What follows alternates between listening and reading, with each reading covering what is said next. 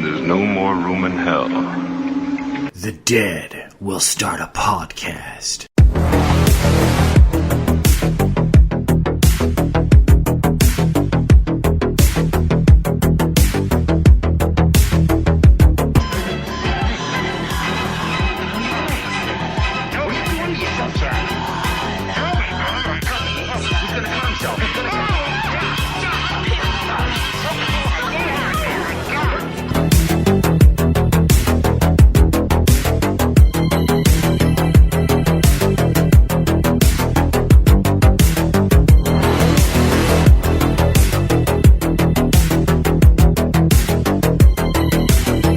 Did you know that these same things have happened before?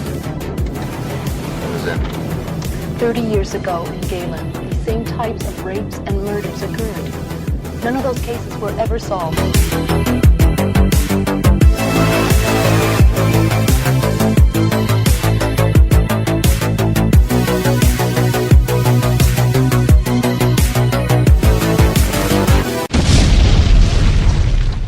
Hello, everybody, and welcome to No More Room in Hell number 54. This is Mike, and joining me as always, it's Mr. Venom. What's up, Venom? How goes it?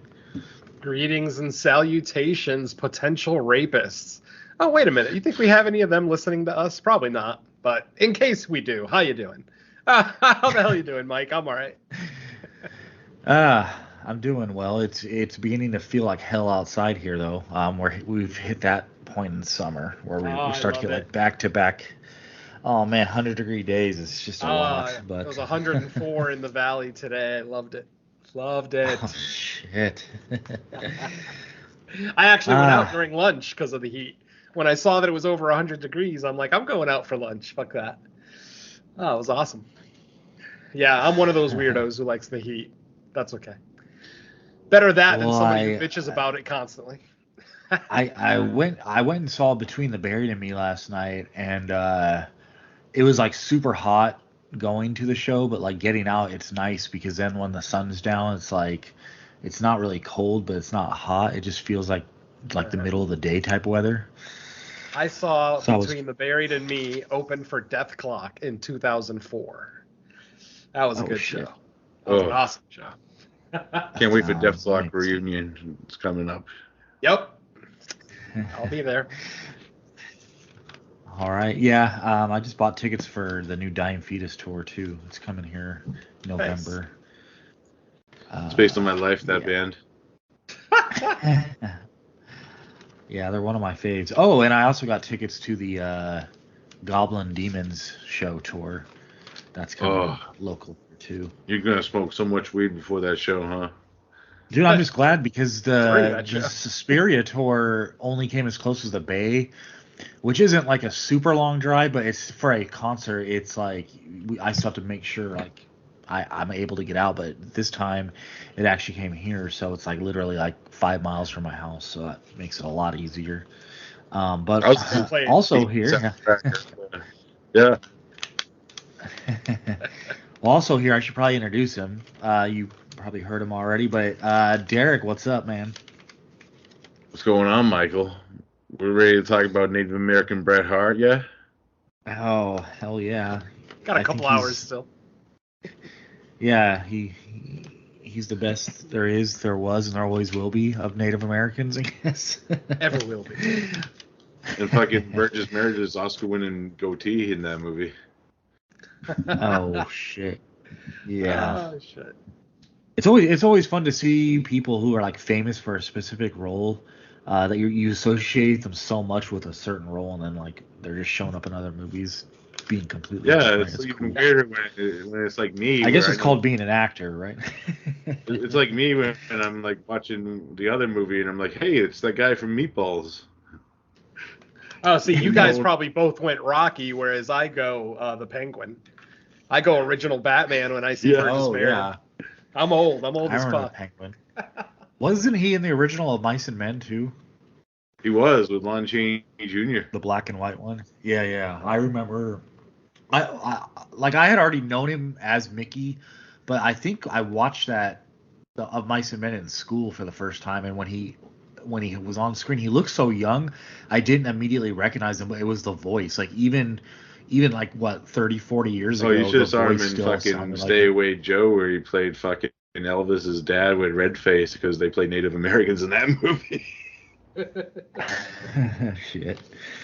So what you guys been up to since we last recorded? It's been a while. We've had some postponements. Obviously, probably meant to get this out sooner, but life is what it is. But we're back, and we usually open the show talking about stuff we watched since we last recorded. Obviously, with all the time, we're probably not going to talk about everything we watched, but we'll pick a few things and rotate like usual. So I'll kick it to Venom. What's first up on your list, Venom? All right. This episode, I think I'm going to concentrate on documentaries. For some reason, I got into a kick of watching horror documentaries and mockumentaries over the last month or so. And Tubi, holy shit, Tubi is a great source for these types of movies. The first movie that I'm going to talk about, unfortunately, is not on Tubi. It's on Screambox, but that is, of course, the Robert Englund documentary, Hollywood Dreams and Nightmares. I had an absolute blast watching this. Now, obviously, we all know Freddy Krueger. We all know, those of us that have been in the genre for, 10, 20 plus years already know Robert Englund's resume, going all the way back to, V and what was the space one he did? I forgot the fucking name of it already. But anyway, Galaxy of Terror. Galaxy of Thank Terror, you. yeah. And we reviewed it on this show too, and I forgot the goddamn title. But yeah. Obviously, we know, we know a lot about Englund already. And what's funny is that the documentary is almost it's like a really nice documentary in the sense that Robert Englund hasn't really had a lot of lows in his life. He's never had a drug addiction that we know about. He's never had he did have one marriage fall apart, but to only have one marriage fall apart is actually pretty good in this day and age. But yeah, that was one of the things that really surprised me about it, is that his whole life, I'm not going to say he led a charmed life. No, he worked for everything he got. I understand that. But everything, it does seem like, the cards would fall in his favor more often than not, be it auditioning for roles. And obviously, there's the famous story of him telling Mark Hamill to go try out for Star Wars, blah, blah, blah. So he basically changed the course of cinematic history, from behind the curtains, if you will. But and obviously they went over the Freddy stuff, blah, blah, blah. So this one is currently available to stream on Screambox. I rented it on VOD. So I paid for it. But yeah, I recommend it. It's by far not the best doc I've ever seen by any stretch. But if you're a fan of Robert Englund, there's no reason that you shouldn't be a fan of this. I'm going to assume Mike's already seen this one. Yeah, I definitely have. And I think for people, if you've never been to a convention that Robert Englund was at, or you've never seen just any other documentaries he's been a part of, although I would guess most hardcore fans have seen Never Sleep Again, but one of the most, I think, I don't know if I'd say overlooked or underrated or whatever, but one of the coolest things is Robert Englund. He's just a great storyteller. I think this documentary, it almost starts documentary style, but then it kind of turns into Robert Englund just telling stories throughout his career.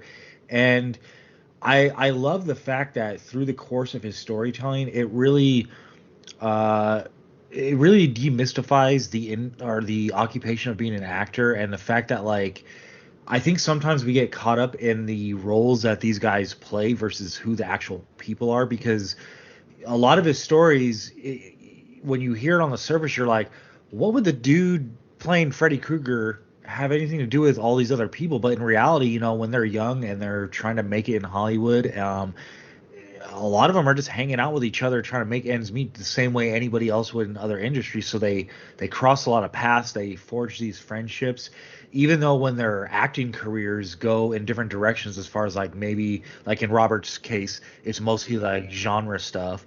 But he still is friends with A-list actors, and these friendships usually don't fade. Obviously, scheduling might be to where they're not always hanging out throughout their whole lives, but the friendships are still there, and I think that's one of the coolest things about listening to his stories.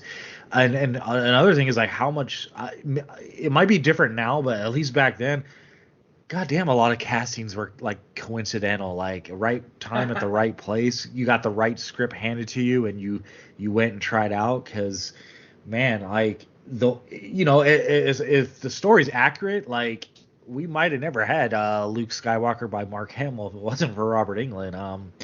So that was a cool thing to hear. But yeah, all his stories are fun, and I like the fact that obviously they shine a light on the Nightmare franchise and his obviously big part of it, but it's very much more than that. So if you think like I don't know if I want to watch Freddy'd Out or Nightmare on Elm Street out, it's definitely not just about Nightmare on Elm Street. This is a Robert Englund documentary. So yeah, I also highly recommend it. Yep. Did you see it, Derek, yet? Oh. Yeah. Yeah, I never seen it yet, so I'm gonna check it out soon. Yeah, definitely. What happened? No, I was gonna say yeah, you definitely should. I think you'll like it. Yeah. But yeah, all right, you're up next, Derek. What you got? Oh, okay. What I got next is I actually saw this movie called The Tank that just recently got released, like digital, and I think it's got a Blu-ray release too, but I rented it on Vudu recently because it's kind of a movie I wanted to check out. It's a creature feature. It has like a basic setup where it's about like this young couple who actually own like a pet shop, and the husband's like relative died. It used to be like his mother's property. He hasn't seen his mother in years, and she just passed away. So they go and check out this place to see what it's all about, and they discover like this old like military tank, like not like a tank, but like a thing where like they stored water. Is like one of those like down well tanks where it's like you open it up and there's like a water caravan in there, and pretty much it goes into like this setup where it has like the aspect of there's something that might be inside this tank that's starting to rattle, and you get some backstory that some past events that happened in the father's life is also connected to this water tank. And man, the monster design in this movie, damn it, it's like legitimately all practical effects too, which makes it awesome in that aspect of it, where it's fucking awesome to look at. And it's kind of a slow build up, slow burn, where you get like little bits of it till you get to the fucking climax. Another movie that did this year was Unwelcome, kind of in that sense. But then when you do get it, it's like a fight for survival with this family and these fucking creatures. And it's pretty fucking awesome. Nice. I've almost started that a couple times. Oh. Have you seen that yet, Mike? Oh no, I was just gonna say I've browsed by it and I've almost started a couple times, but I haven't watched it yet. But the premise is definitely interesting, so it sounds like it's something I should check out then. Yeah. Yeah. It's kind of low budget in that sense, but where their money goes well in it, it's like that aspect with the actual like creature effects in it are pretty fucking rad. And there's actually some good like tense moments with the creatures and some blood and gore and shit like that too, you know what I mean? Yeah. That sounds cool. Yeah, I probably will be checking it out for sure. All right. So first up for me, it's a new season of a TV show that dropped on Netflix a couple weeks ago, and that's a new season of Black Mirror.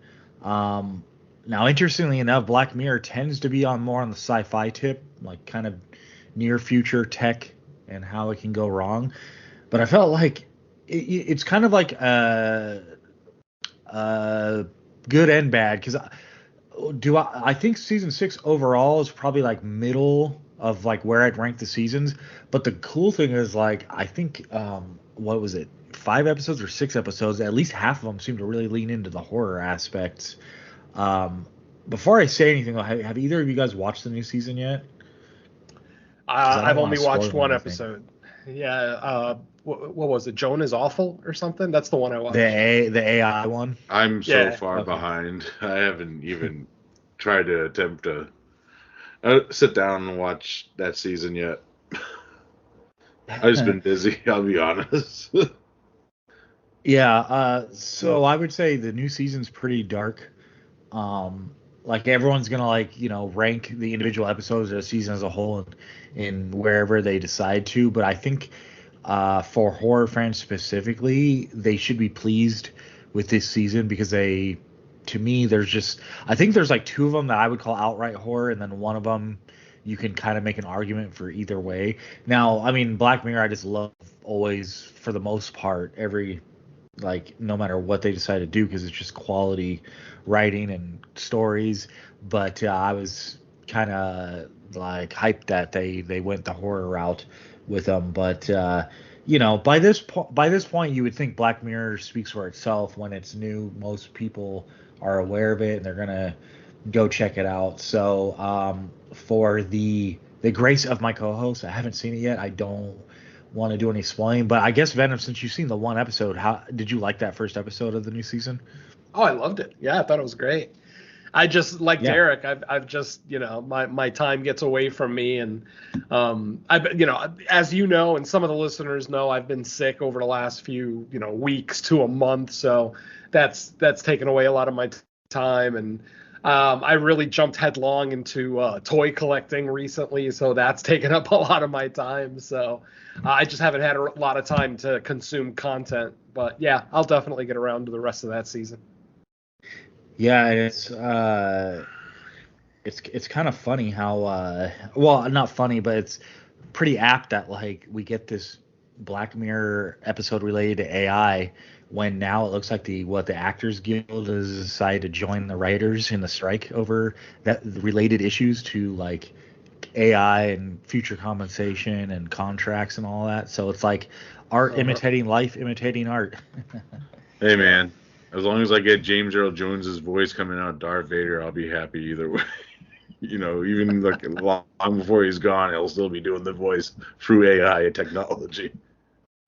Yeah, I am definitely on the fence on that one. I don't have a major problem with using, deceased actors in a digital form. Peter Cushing in Rogue One and kind of stuff like that. And most recently, you've got that's more de-aging.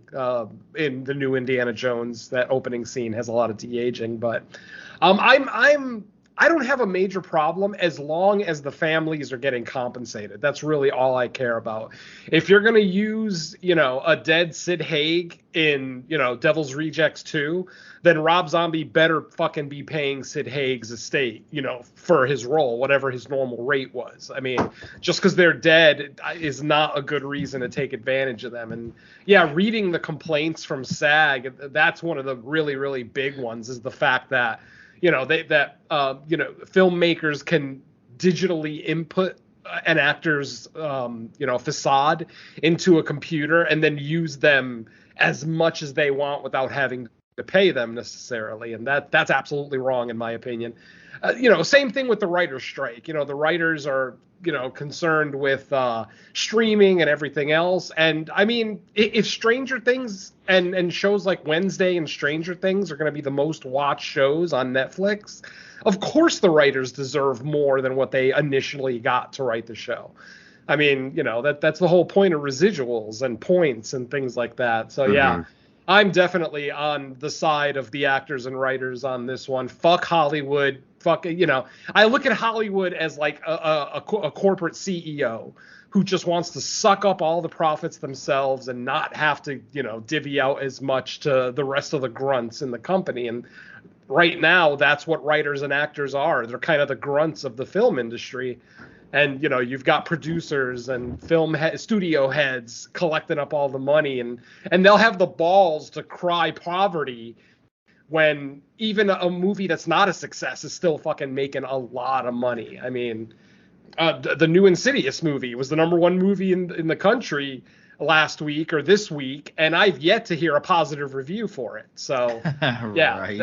you know what I mean? So yeah, I'm definitely, and you know, obviously I'm in California. I live in LA. I play poker with a lot of writers, actors, directors. I'll have some poker stories later in the episode about today's movies, but that's for later. But I mean, I play poker with the lady who wrote Autopsy of Jane Doe. So, and you know, and she's one of the, and she's definitely striking, blah blah blah. I play poker with one of the writers on American Horror Story. She's written like a couple of episodes here and there. So yeah, it's really crazy to see these people. Now, granted, these people aren't hurting for money. You know, it's not like they're poor. There are some, don't get me wrong. I'm not saying that every writer and actor is a millionaire, not by any stretch. Granted, a lot of the ones I play poker with are, but it's the ones who aren't living in mansions in Beverly Hills that you got to worry about, because they're the ones that aren't working right now. You know, they're taking side hustles, working for DoorDash or whatever. You know, they can't even join their compadres on the picket line because they just can't afford it. It's like, I could picket and get kicked out of my apartment, or I can go get a side job and pay my rent, you know? So yeah, I'm always on board for the, you know, the content creators, the creative aspect of Hollywood. Absolutely. Yeah, for sure.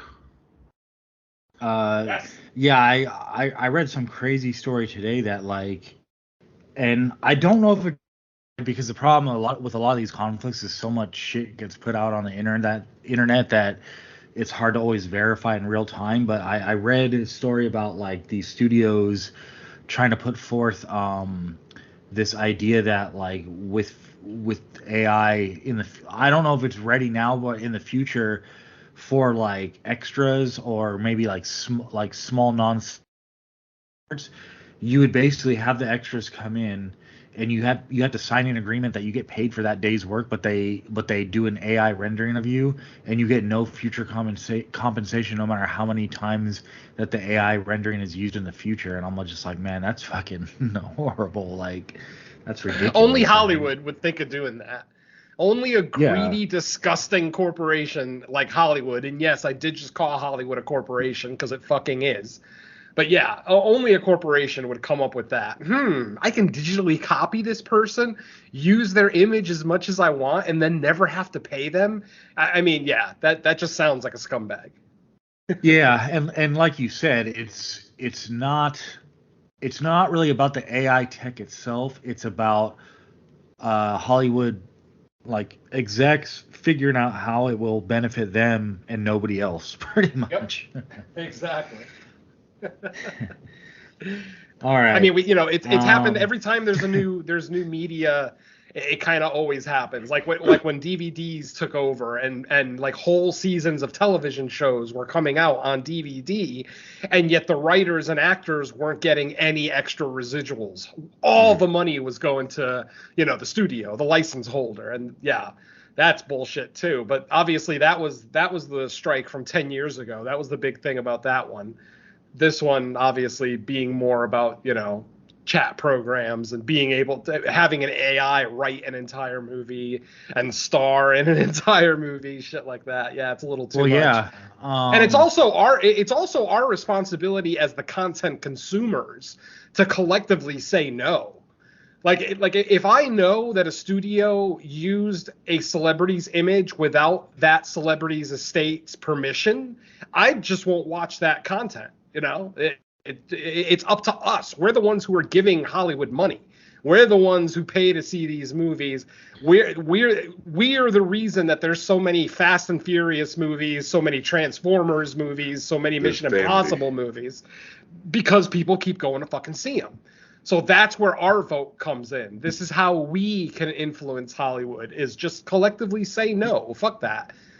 Because it is going to happen. Eventually, Hollywood is going to have the balls to try to release a movie with a majority, if not the entirety of the cast, be AI, dead celebrities or whatever. And it's up to us as the consumer to say no, fuck that. Mm-hmm. We all collectively said no to Yahoo Serious in the early 90s. Now it's time for us to collectively say no to AI. Yeah, this is like fucking.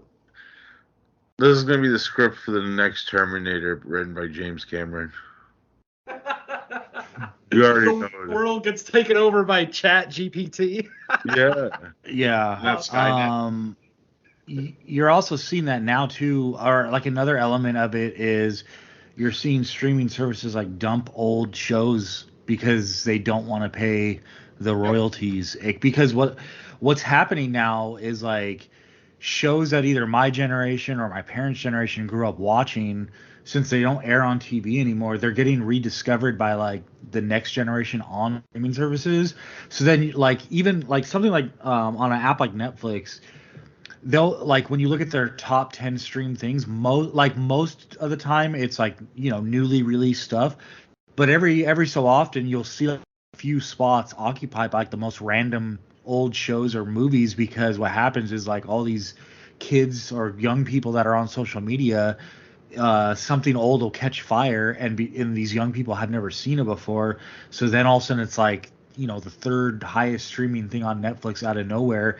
And I'm sure when the streams spike up like that, well, there goes the cutting of the checks to everybody involved in that show that Netflix never thought they would have to bother doing, because, oh, we'll put this on here because, no one cares about these, but it's part of the library. But now that actually it's getting millions of views again, they got to start paying. So some of these servers are just dumping the shows altogether. So that's kind of ridiculous. Yeah. My real hot take would be that like remakes and reboots have almost like been preparing us for AI, because if you look at how a lot of the remakes and reboots are crafted, when they're not passion projects by the director or writer, it's basically like, oh, you take this, you take that, and now we have a new version of it. Now, Marcus obviously, the spell is the AI. Yeah, now obviously it's not the same thing, because at least everybody involved is a human and they're still getting paid. So even if the movie's shit or I think it's generic or bland, at the end of the day, everyone involved is still getting paid properly. With AI, it's gonna take it to the next degree. But as far as like people settling for more like generic entertainment, it's like, damn, like have reboots and remakes done that to us in a certain way? But that turned into like a burning question topic, just based off talking about Black Mirror. So well done, all three of us. By the way, but that's it. Yeah. Fire. Yeah. All right. Well, I'll kick it back to Venom. So what next do you have on your list? All right. The next documentary that I'm going to talk about. Oh, by the way, all three of the documentaries that I'll be talking about this week will be 2023. They're all brand new. So if you want to pad your 2023 numbers, assuming you include documentaries in those numbers, which I absolutely do, you can also check out on Tubi, once again, the Dogman Triangle, Werewolves in the Lone Star State. Now, this one was really cool. I'm not sure how avid of documentary watcher you guys are, but a couple of years ago, there was a movie called The Beast of Bray Road that was also released on Tubi, and that I absolutely loved. It actually was my favorite kind of doc/mockumentary of the year. And this is made by the same filmmakers. So the same people who made The Beast of Bray Road went ahead and made the Dogman Triangle. Obviously, as the title implies, Werewolves in the Lone Star State. It's basically a documentary about werewolf sightings and skinwalker sightings in Texas. And, the bulk of the movie is interview footage with witnesses and, random things like that. Once again, though, I think I like The Beast of Bray Road ever so slightly more. Only slightly, but this one was still really good. I really enjoyed this one. This one's only an hour and 10 minutes, so it's a nice quick watch. Like I said, it is on Tubi for free, so you just got to deal with some commercials, but I find that commercials are a lot easier to take with a documentary than with a feature film. Like, I hate when a commercial break comes up in the middle of a tense scene or even at the end of a tense scene and, suddenly you're watching a commercial for Tide or Best Buy or something and it just breaks the tension. But with a documentary, I find them to be a lot more acceptable. So I think Tubi is going to be my documentary spot from now on. Hey, Venom. The best would be if it's like on a sex scene and all of a sudden the commercial comes on. Ah, so awesome. Need to get stains out? And then it shows him fully dressed after the commercial's over. Oh no, my dress is stained. Oh. Anyway, the Dogman Triangle. I can't imagine Mike or Derek have watched this one yet. Like it's such a tiny little production. It has no real fanfare or anything behind it. But like I said, I dove deep into these Tubi horror documentaries. I actually heard of this one because it's been floating around on like the Facebook. It keeps popping up. You know, I liked it. Like I said, I recommend it. I'll check it out. You know, you're not going to see necessarily anything. It's not like they're going to have actual footage or anything, but lots of artist renditions, lots of witness testimonials, things like that. It just comes off really well done. So I enjoyed it. Yeah.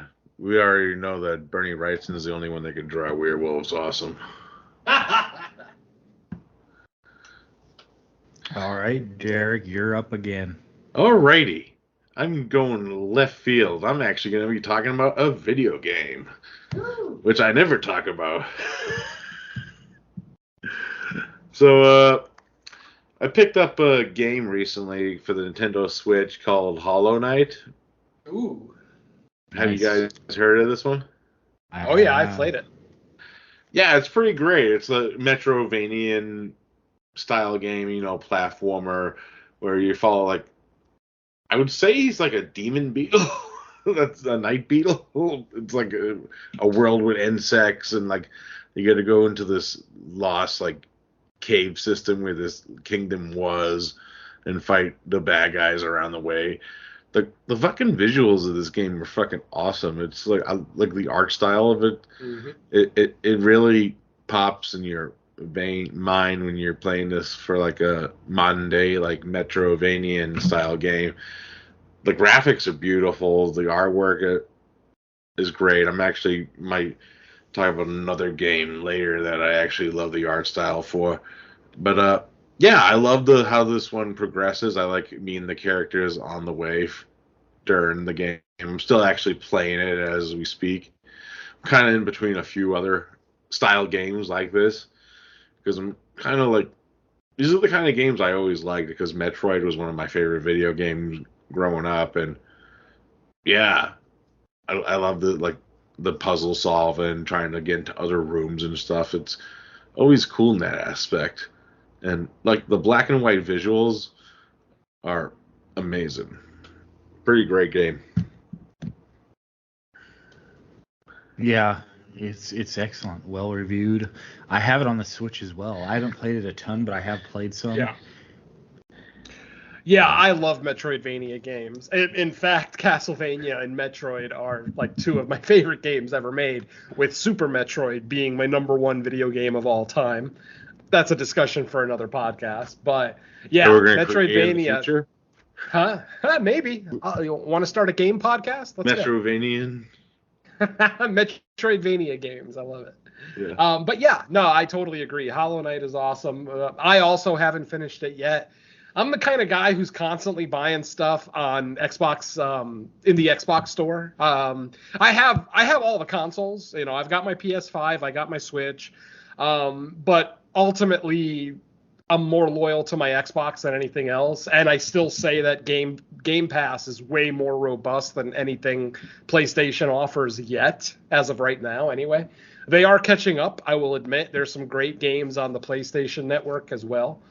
But yeah, Hollow Knight, awesome. Highly recommend. If you're into the side-scrolling, you know, platformers, it's a high recommend from me. Yeah, as far as PlayStation, because I have a PS5 and a Switch. PS5 Premium, I think that's what it's called, whatever the top level one is.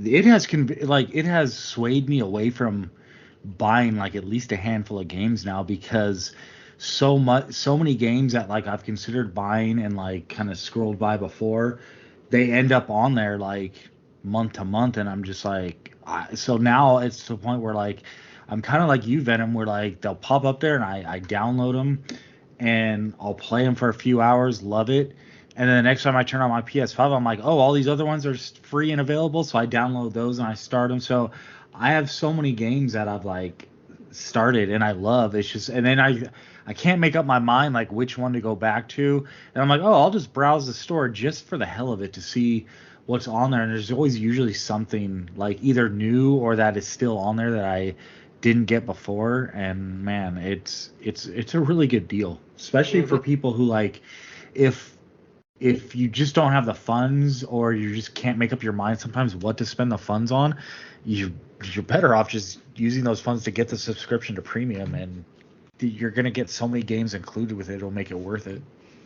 Yeah, I absolutely swear by Xbox Game Pass. Absolutely love it. $15 a month. You get your Xbox Live plus a plethora of free games. And a lot of times they'll have day one releases. Like the latest Halo game was a day one release on Xbox Game Pass. Same with Forza Horizon 5. I think there's a big game coming out soon that's going to be a day one on Game Pass. I can't remember which one it is, but yeah. Whether you're on a PlayStation or an Xbox, definitely go for those premium services. They pay for themselves in a month. It's awesome. Yeah. Yeah. Speaking of games, Derek sent me what was it, Moonscars? Is that what it's called? Yeah, Moonscars, yeah. Yeah, I'm actually gonna throw that on later tonight. It looks cool. It looks like a kind of like a action platformer. You know, it looks similar. I don't know if you've heard of the indie game Blasphemous, but yeah, it kind of looks that similar recently to that. too. That actually would have been a better one to bring up because it's more horror related. You know, but that game is fucking hot. Those fucking mud guys, I fucking hate them. Yeah, I have Blasphemous people. sitting on I have that sitting on the PS4, and I think I was playing the hell out of it until I got stuck in a certain area and took a break from it. But it's really good. I like the designs on it. I like the gore, and just the themes in it are really cool. It's very well designed, and they released the trailer for Blasphemous 2, so that's coming later this year, and that looks. Which one? Blasphemous 2. They made a sequel, and it's coming out later. Oh this year. Yeah. I love it. Actually, I love it. It looks like it's gonna be really good. Like you take Blasphemous and like upgrade how it looks and sounds and all, but it looks like they didn't stray away from what made the first one cool though. You know. Yeah, fucking what's it called?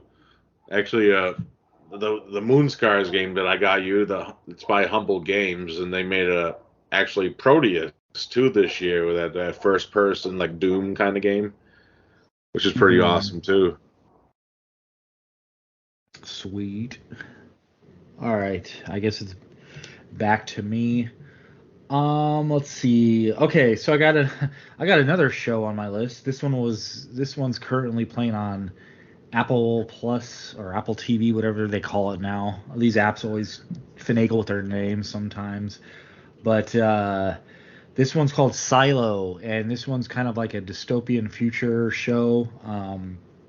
So basically, the show picks up where there's this massive underground silo that people, like all society, lives in right now because, you know, some type of catastrophic event.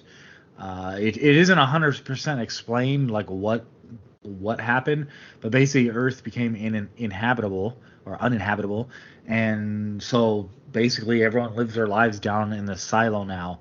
So then, you know, as you would expect, the beats for it to hit were like, oh, something happens that causes certain characters to question, and once you start questioning and the house of cards falls and you start questioning more, then you set off the alarms of like the higher ups that it's their job to maintain order and make sure nobody questions things. So then you get the natural conflict. But it stars Rebecca Ferguson in it, which I didn't even know. Yeah, I didn't even realize going into it. I just wanted to watch it based off the premise because I know dystopian movies aren't always necessarily horror, but I kind of consider them like a cousin to horror because a lot of times there is something about, you know, things in the movie that could be horror-like. So I've always liked them. But Rebecca Ferguson is awesome as usual. That rapper Common is in it. Tim Robbins is like the main, but he's like the leader basically Yeah, he's his character from War of the Worlds. Yeah. So yeah, obviously the end of season 1 ends on a cliffhanger. I haven't looked into whether they renewed it, but it's definitely the first season was definitely made for it to continue. So depending on the success, I assume that there'll be another season of it, and I will be looking forward to it. Have either of you even heard of this or seen it or anything? Nope. I watched one episode of it. I have Apple TV. Oh, I have Nice. Apple TV. Yeah, I haven't watched the whole thing yet. Like I said, time. Yeah, I don't watch a lot of episodic stuff. I'm very particular with the episodic stuff that I watch. And right now, it's just not really much of anything. Yeah, it's just me going back to the episode of Cabinet of Curiosities directed by Panos Cosmatos. There you go. Peter Weller just does coke, and it's fucking awesome. Yeah. I think like Venom, I went through that period like a few years back where like I was kind of the same with TV.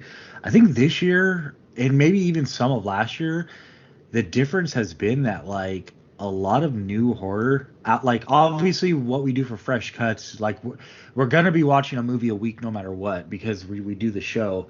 But I don't know what it's been in this last couple of years where like a lot of the new stuff that becomes available that's not part of what we already have to watch for the show, it's just not grabbing me. Like if I see in our chats or something drops and it gets really good reviews, like I'll throw it on. But a lot of the stuff I'm just browsing through, it's just like, man, I don't know. It's like I don't even bother with it. And then so I end up watching shows because I'm like, well, if I give this show the first episode of 30, 45 minutes, if I like it, I'm going to want to keep watching it. If I don't, then at least I guess I only wasted a half hour. But yeah, I get you, Mike. I get like that. That's why, like, I feel like because I don't actually, when I go see new horror movies, I don't watch them with a critical eye because you never know, like, in that aspect, because you're doing a fucking whole show on new horror movies.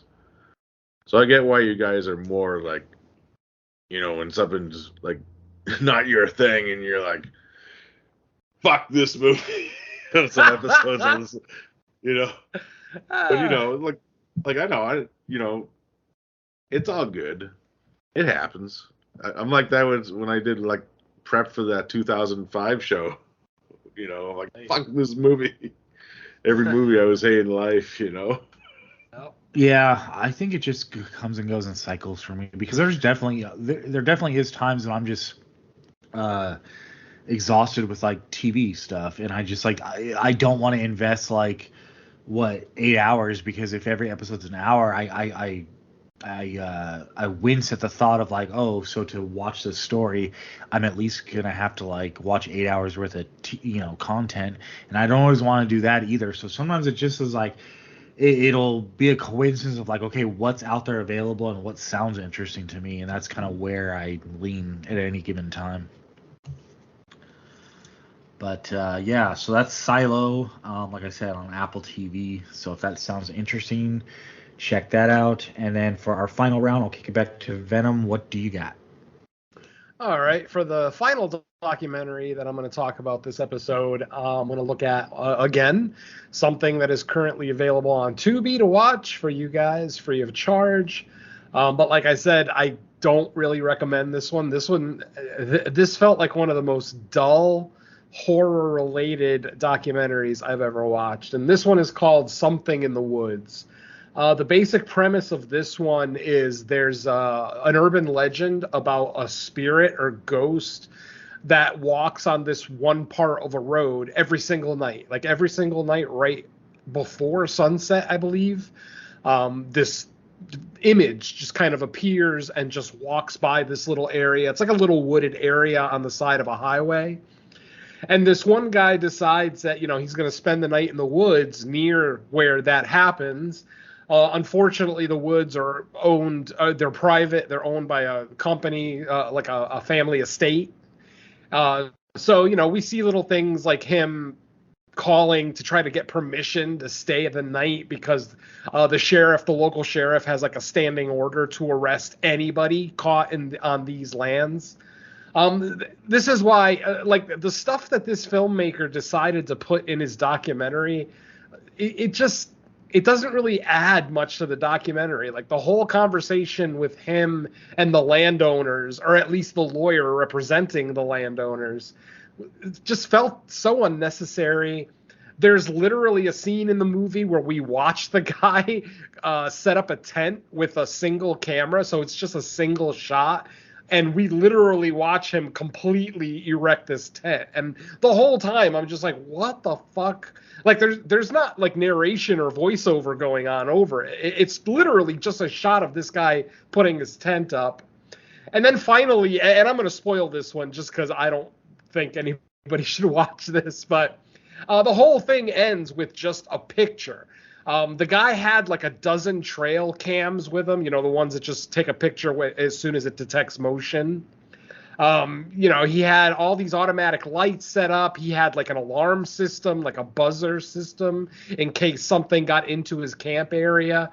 And after all of the research and the interviews and everything, the whole thing just ends with a picture of this thing. And unfortunately, it's not a very clear picture, so you don't even really know what you're looking at. It's vaguely humanoid, but that's about it. It could be a spirit. Like I said, it could be a ghost. It could be, some random, nomad who lives in the area. I don't know what the hell it is, but yeah, like I said, this one just felt very elementary. Like it felt like this was this filmmaker's first attempt at a documentary. So yeah, so that's Something Walks in the Woods. I would say don't waste your time. But the first two I talked about are awesome. What's that? Would have made that movie even better if it was revealed to be like a prequel to Harry and the Hendersons. Oh God, I usually hate Bigfoot documentaries too. But anything would have been better than what we got with this one. Like, literally anything. Yeah, just like instead of the picture, it's just Harry smiling like, I would accept it. At least that would make me laugh. It would have made you cry. Oh, boy. All right, Derek, what do you got for your final round? Oh, me next, right? Oh. All right. Yep. I'm going to be talking about another video game. I haven't really watched a lot of movies. And, yeah, I got this one in the mail. It's called Fist. Forge in Shadow Torch. That's what Fist stands for. This is another Metroidvania game where you're in like this dystopian, like steampunk world, and you play as this rabbit named Ray, and you have to stop like the new order that's taken over the town of Torch City. That's the name of the town that they're in, and pretty much his weapon is this giant mechanical fist that's on the back of his bodysuit that he wears, and it gets upgrades through it, and it does other things. And man, this game fucking, like, for like a modern day, like, kind of like platformer, it had like smooth graphics of like a different type of game, if that makes sense. It feels like a more modernistic with the digital CG effects in it, and I dig that about that. And this was like one of the first games where I fucking didn't die the first time I fucking tried it. I'm like, okay, I wanted to fucking stop. I couldn't stop playing it. I'm like, I have to go to work now. This sucks. I can't, it was like one of those type of things where it's like a game that I'm actually fucking good at for once. But yeah, I love the graphics. I love like the steampunk aesthetic of the game, and it has like this cool weird like characters. You're a fucking rabbit, and your best friend's a fucking giant talking bear. It's cool in that aspect. You were games with animals. Nice. And I like animals. Who doesn't? Yeah. Evil people, monsters. Hey, even if you don't like living, breathing animals, you probably like them with barbecue sauce, so that's something. Mm. Moo. Mm. All right. So for my final movie, I'll bring up something it was a random watch on, I guess, this episode's favorite app, Tubi. Tubi's getting the love today. So this movie's called Satan, or spelled Seytan, and it is a Turkish Exorcist ripoff. And I gotta say, I love that movie. Yeah, for anyone that's a fan of The Exorcist and Exorcist ripoffs in general, I'll say this one was a pretty entertaining one. Like they definitely hit some of the beats. They definitely lift some actual scenes, but like what they decide to make unique to their own movie is also pretty good. I found like the English subtitle track, or at least the one that Tubi uses, was funny at times because you could tell like it's not the best translation, or there just weren't some direct translation, so they had to like do it the best they can. But I thought the girl who played like the Turkish Reagan was good. Turkish Turkish Father Karras was great. And then special guest appearance by Turkish Loomis. I was waiting. I was like, can we get a Turkish Loomis in here? But come on, he was the best part of that whole franchise at the end of the day. Yeah, they definitely used the actual Exorcist theme many times throughout the movie, just like the original did. And you know, it follows pretty much the same story. It was interesting to see like what they decided to keep in there. Like they had the sick Reagan comes down the stairs and pees while everyone's having their little musical party, so that stayed in there. The cross scene was in there, although it was slightly different. Like it didn't come with the same vulgar dialogue, but still had the same point. And like I actually thought like there were some cool scenes during the exorcism itself that was actually pretty well done. But yeah, it's one of those movies like definitely if for some reason you haven't seen The Exorcist, make sure you watch The Exorcist first because you don't want anything about it getting ruined for you. But if you see The Exorcist and you're a fan of it, the Exorcist ripoff genre is a very fun rabbit hole to go down because even the ones that aren't necessarily good, they're still usually absurd to the point that they're entertaining to watch. So like I'm thinking like maybe one day in the future we'll like even do another like Exorcist ripoff themed show because it's a fun subgenre in itself, just the ripoffs of The Exorcist. Oh yeah. But you guys have both seen this then? Oh yeah. It's been years, but yes. Years. I went on I don't know, maybe like 10, 12 years ago. I found a little video store in Santa Monica that had like a bunch of just oddball movies. And yeah, I went down a rabbit hole of foreign horror, and especially like homage / ripoff horror, if you will. So, you know, like Mahakal and stuff like that. I was just renting all of these Indian and Turkish and Swedish and just all these different region of movies that are ripoffs of American movies. And I went down a rabbit hole for a while, but yeah, I mean, I remember being thoroughly entertained by Seitan. I couldn't really keep a straight face, despite the actors and everybody involved kind of taking the content seriously. It's just, you know, and for context, obviously, The Exorcist is my number one movie of all time. So when I'm watching an Exorcist ripoff, I'm gonna nitpick it, you know, big time. One of the only ones I ever remember really, really liking was the Italian one. Derek, do you remember the name of the Italian one that we reviewed on 22 Shots? Antichrist. Antichrist, thank you. Like, I remember that one had some cool imagery in it, at least. Even though the exorcism scene at the end was a little lackluster, I do remember really, really liking that one for whatever it's worth.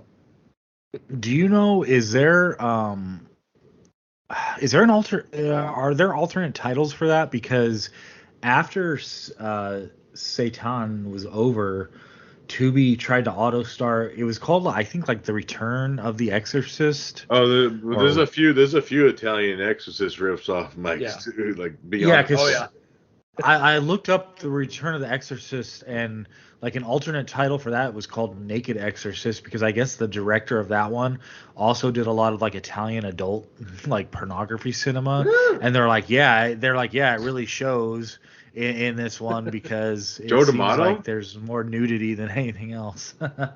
Joe D'Amato? I don't think so, but I wouldn't be surprised if Jess Franco? did it. No. Where he had yeah, I his don't wife know. blowing 5 dudes. Tubi has like a ton of giallo on there right now. Yeah, big time. Yeah, And Absurd, that movie's like on the front page of mine when I open it under the horror section. So. Dave Parker. Dave Parker, yeah. He looks exactly like Mr. Parker in that movie. It's hilarious. He does. Yep. Good All shit. right. Well, that's all this, what we've been watching and playing and all that segment. So as far as any news, the only real news item I had, and this is like a tentative thing because it's another one of those like, did they really say they're doing it or just say sure we'll do it? The rumors striking up of a 28 years later is coming on board because I guess Danny Boyle actually wrote it, and in the interview he said he was actually like somewhat interested in doing it all along, but I guess he had certain issues with 28 weeks later that made him not want to do like a third one and go off and do other stuff. But with so much time passing now since the original, he's actually like been kind of writing out a new entry. And then Cillian Murphy, he was like, oh yeah, I've been talking to Boyle and I'm interested. Of course, he has a little movie coming out next week called Oppenheimer that could push him to even bigger to the A-list stratosphere. So he might not be interested in doing 28 years later after that, but we'll see. Because I know Oppenheimer is not horror, although the thought of like nuclear weapons is kind of horrific, and I'm sure it'll have its cool scenes. But I'm super looking forward to Oppenheimer. And I'll probably shell out IMAX for it because I'm. Well, yeah, if you're gonna watch that movie, you might as well watch it on the best screen possible. It doesn't really do much for me. I probably won't sit through it. I'm not the biggest drama guy, especially docudramas. Yeah, not much. Not to say it's usually for me, it just depends on what the subject material is. Like, I'm not always a docudrama person either, but I find this whole era of U.S. history just kind of fascinating. How we went from like conventional weaponry to a post atomic bomb world. So that's probably why it's just more the era that it's covering and like the subject material itself. But yeah, I don't necessarily always flock to docudramas across the board. Yeah. Yeah. So what about you guys? Any news worth bringing up? Well, this was actually a banner week for people like Derek and myself and kaiju fans all over the world. Ooh. As we got the announcement of the next Toho Godzilla movie. They released a poster and a teaser trailer, which does show Big G, but only for a quick shot. It's not a real trailer. Like I said, it's just the teaser. But it looks like Godzilla -1 will be released on December 1st in Japan, I'm assuming. I'm not sure about a worldwide release yet. But yeah, I will definitely be trying to find that shortly after December 1st through more nefarious paths if I have to. But yeah, no word yet on an American release. But yeah, I also today posted on my Facebook page the full design of the new Godzilla based on the action figure that they're going to be releasing. And it is fucking gorgeous. I'm biased, obviously, but yeah, I love this design. It's one of the, next to Shin Godzilla, it's one of the angriest looking Godzillas ever. I fucking love it. Just spiky and evil looking. Yeah. It looks awesome. So exactly, yeah. So that was a huge one for us kaiju fans this week. Yeah. And then just on the off chance, I've never really done toy stuff before on this show because obviously who gives a shit. But I'm going to do one only because it is mildly horror related. And for any Funko Pop collectors out there, the latest series of Simpsons Treehouse of Horror Pops are starting to find their way in stores. Just today, literally at lunch, I went to Hot Topic and I bought the Skeleton Marge. And if you guys remember, the episode where Marge wears a skeleton as a costume. And the only other one that's currently available in stores is the Itchy and Scratchy 2-pack, which is a Hot Topic exclusive. You have to get it at Hot Topic or directly from Funko at funko.com. But for those who are interested, this series includes Snail Lisa, Hugo, which I'm really looking forward to. Hugo Simpson, Bart's conjoined twin. One that I know me and Derek are probably going to own day one, Homerzilla. I've already pre-ordered my Homerzilla, so yeah, I don't even have to worry about picking it up. Oh yeah. I already mentioned Skeleton Marge, and then the last one is going to be Witch Maggie. If you guys remember the Treehouse of Horror episode where everybody got turned into their costumes, and of course Maggie was dressed as a witch.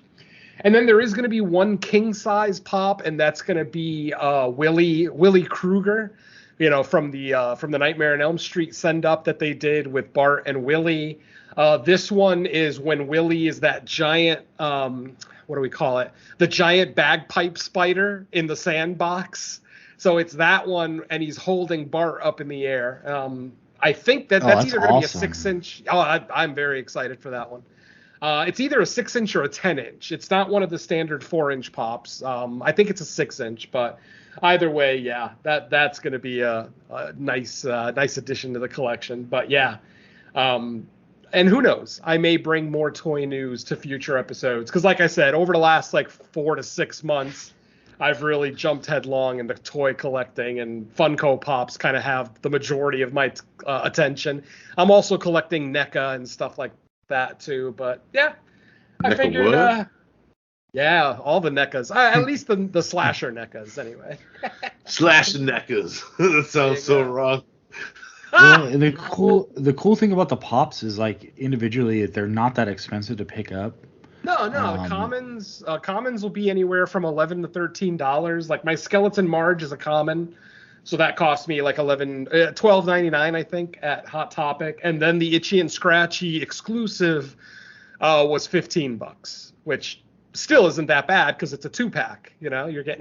They're smaller pops, obviously. They're not the full size 4-inch ones, but it's a cat and a dog, so of course they're going to be smaller. But yeah, that one's really cool too. That one cost me $15, like I said, but for the most part, anywhere from $11 to $14 for the commons. That's good stuff. You might even find them cheaper. I mean, people have sales websites. I mean, since I've been collecting, I noticed that a lot of websites are constantly having sales. 3 pops for $30 or something stupid like that. So, yeah, much to my wife's chagrin. I can't wait for the documentary on Funko Pops. They'll probably do it on the Toys That Made Us. I would not be surprised if by season 4 or 5 of the Toys That Made Us, they'll do a Funko episode. Even though I know the series is more about retro toys, but at this point, Funko Pops have been around 25 years. It's not really ultra retro, but it's something. Yeah. When you were listing off the new ones, did you mention Hugo Bart? Yeah, Hugo Simpson. Yeah, absolutely. Hell yeah. That's one that I absolutely am looking forward to. I mean, I'm going to be picking them all up. I tend to collect whole sets, so yeah. Do you have the Devil's Flanders already? Flanders? Yeah, that was the second series. So I've already got Devil Flanders, Homer Kong, Vampire Burns, Devil. Okay, here's the question though: did you get the glow-in-the-dark Devil Flanders mod? I did not. Because that's on Amazon right now for $23. Wow, not bad for a glow in the dark. That's pretty damn good. Yeah, it's. I've got the regular one. Yeah. Yeah, I have. I'm pretty sure I have the regular one, but I might grab that glow in the dark mod just because I love getting mods and like store exclusive ones because those once they're gone, they're not just gonna keep randomly popping up, like the other ones will. Exactly. That's the great thing about Funko. If you're a collector, especially, it's one thing to collect like Mattel and Hasbro toys, where they make a few million of them. I fucking picked up was. What's that? No, I said I forgot which one was the last pop I picked up. I think it was probably the one maybe you got me, Venom. Yeah, I sent you. Oh, car race. Yeah, Fast and Furious. Nice. Yeah, Alien Bolton. I actually also bought myself an Alien Bolton at the last toy show I went to. I got Father of Ultra and an Alien Bolton because they were each $5, so I got excited. Oh yeah. Nice. All right, enough toy talk.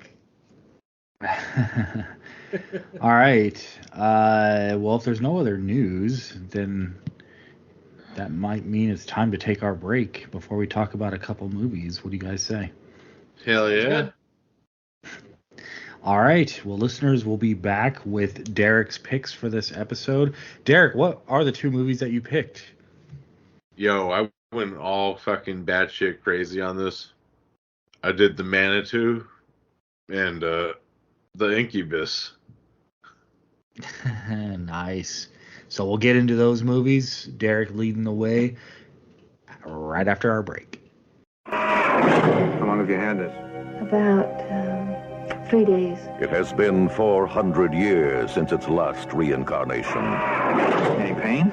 It kind of moves sometimes. The soul of black magic is waiting to be reborn. What's your diagnosis? I'm Richie Salatu. For years, man has turned his back on the supernatural. Mrs. Hurst! Might almost describe it Some will deny it. as a fetus. Others will fear it. On her neck? One woman will give birth to it.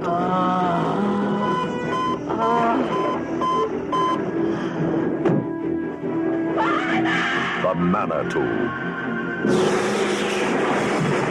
Since the beginning of time, it has practiced the mysterious arts. Its day is near. Each hour it grows stronger. Soon it will come.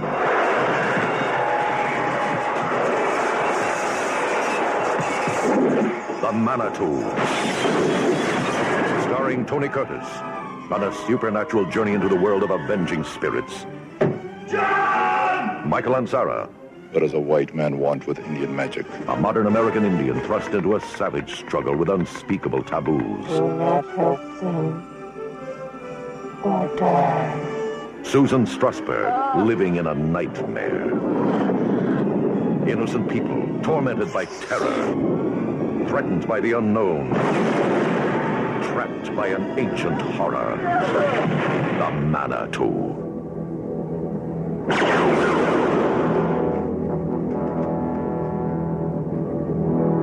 An evil that never dies.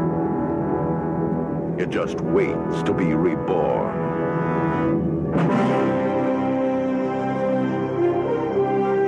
The Manitou.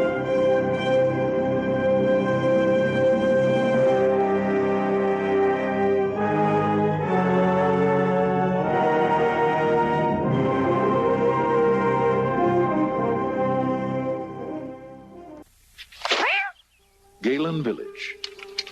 Tranquil. Quiet. A nice place to live. But something has gone wrong. Look at the bruises on the kid's neck. One hell of a large hand. His spine was crushed like a piece of balsa wood. When the sun goes down, something stalks the streets of Galen Village.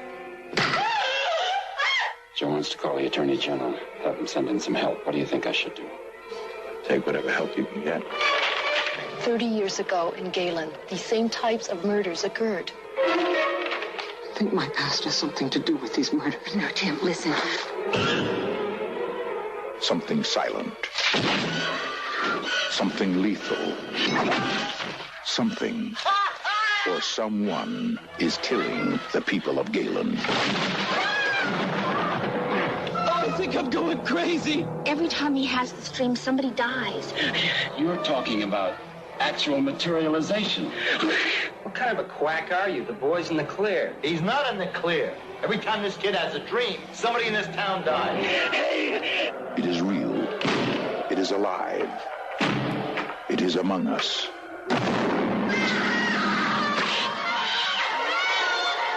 The Incubus.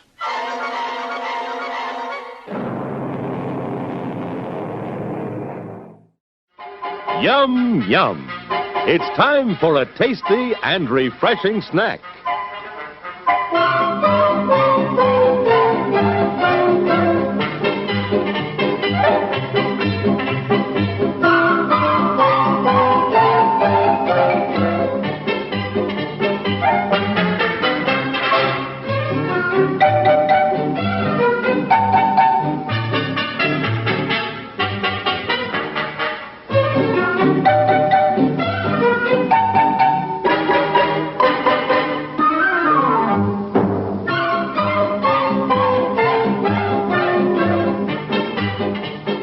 Promise to satisfy your hunger, your thirst, your sweet tooth.